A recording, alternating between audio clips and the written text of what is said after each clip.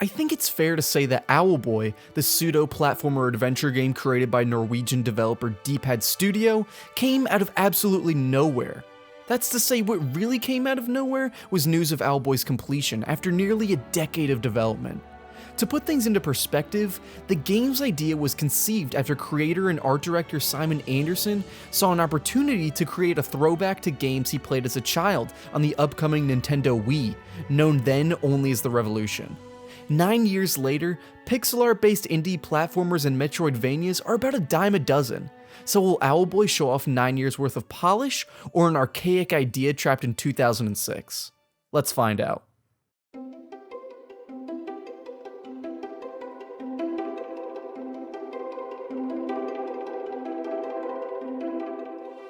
The first thing you'll notice about Owlboy is its striking art direction. Instead of settling on simply emulating the graphical styles of decades past, D-Pad Studio opted into using a high-bit style, a term coined by the developer, by pushing beyond the limitations of old display formats instead of embracing them like some other developers have. It does a fantastic job of not only showcasing this game's magnificent world, but also conveying the thoughts and emotions of the game's colorful cast of characters, especially the protagonist Otis, a mute owl rather down on his luck at the start of his adventure. His various facial expressions did a great job as a substitute for his voice, never failing to make me laugh or smile. In accordance with its namesake, Owlboy takes to the skies, as Otis and friends travel between various islands and continents floating miles above the surface, all of which are visually pleasing, from the cozy village of Veli to the dense undergrowth of the floating continent's jungle. I've always thought the ideal single-player adventure consisted of equally well-crafted visuals, gameplay, and story, and while I was expecting to be greeted with vibrant pixel art and solid gameplay from Owlboy, I was surprised by how gripping the plot was. Owlboy doesn't begin with the weight of the world being thrusted onto Otis's shoulders. Instead, he faces the struggles of dealing with failure and being constantly put down by those he respects. While ultimately becoming a much more minor character than the rest of the main cast, Otis's mentor Ajo was vital in instilling motivation in the player early on.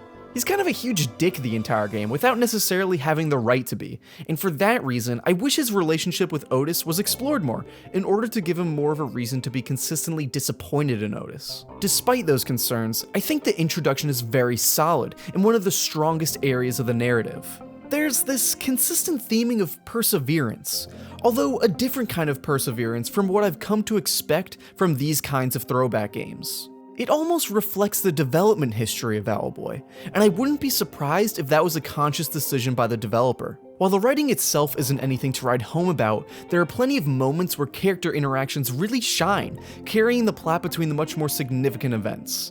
It's definitely trying to be its own thing, matching the same level of beauty and passion illustrated so vividly by Owlboy's visuals.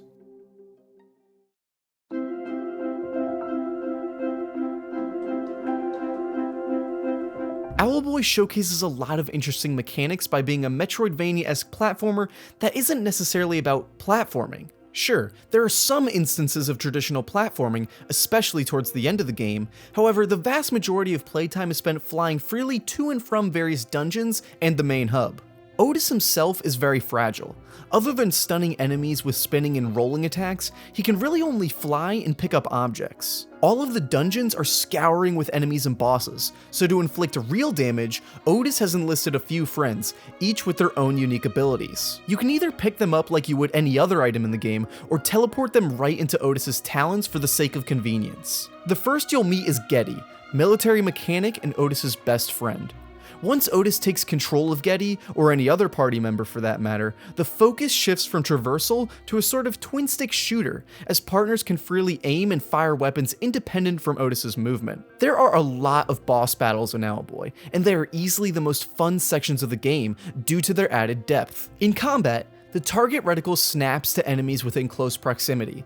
This makes most enemies a breeze to deal with, but in the face of boss battles, allows the player to focus more on dodging the barrage of enemy attacks, a design choice that works in Owlboy's favor. Outside of battle, partners are often used for solving puzzles that range in difficulty, from pressing down switches to lighting dark tunnels to grappling Otis to areas he can't reach on his own. One aspect of puzzle solving I could really appreciate was that some of the core mechanics were flexible enough to allow the player to solve certain puzzles in multiple ways. I only realized this after seeing somebody else solve an early puzzle much more efficiently than I did, and while my method was really dumb in hindsight, the point still stands. Teleporting partners at the touch of a button is an absolute godsend, as picking them up manually can get a bit finicky at times, especially with other objects in close proximity, as you can't toggle between what you want to pick up.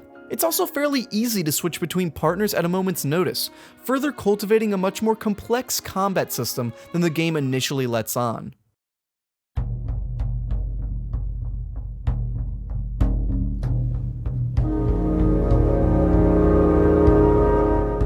For as great as Owlboy is, it certainly isn't without its flaws, and what it ultimately comes down to is tedium. Flying in Owlboy feels floaty in a good way, albeit a bit slow, which is where the roll maneuver really comes into play. As mentioned previously, it's used to stun enemies, but you'll be primarily using it to maximize Otis's movement speed.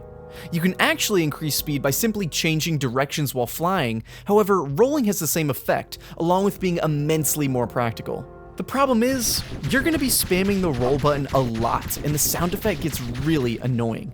Or so I thought. As it turns out, you actually only have to press the roll button once while holding it down to achieve maximum movement speed, just like in, say, most 2D Mario games. However, I didn't know this my entire first playthrough, introducing an entirely new problem. Unlike most other 2D platformers, Owlboy does a poor job of indicating the increased speed, as Otis's running animation does not change alongside the increased movement speed.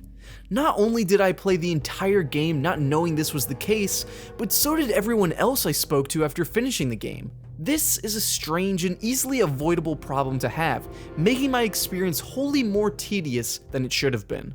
The same could be said for shooting enemies, at least with Getty, as Otis's other partners don't contribute the same level of tedium. Getty himself doesn't do a ton of damage, often having to fire multiple rounds to dispatch enemies and bosses. The problem here lies in the fact that if you hold the fire button down as opposed to repeatedly pressing it, Getty will fire 3 rounds followed by a short pause before firing again, meaning the optimal strategy is to repeatedly press the fire button. It's not a problem early on, as most early enemies can be defeated with 3 shots, but it becomes more and more annoying the further you progress, and lacks actual challenge in place of more tedium. The lack of a map function within Owlboy is also questionable.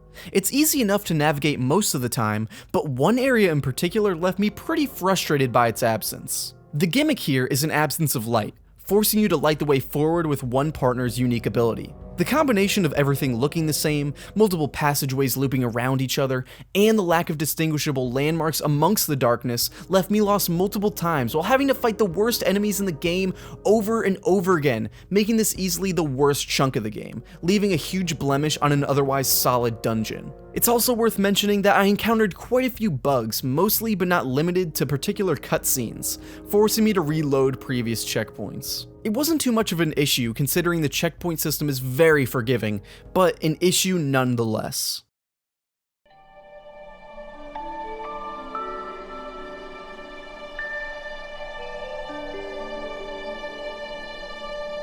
Despite its issues, Owlboy was an absolute pleasure to play.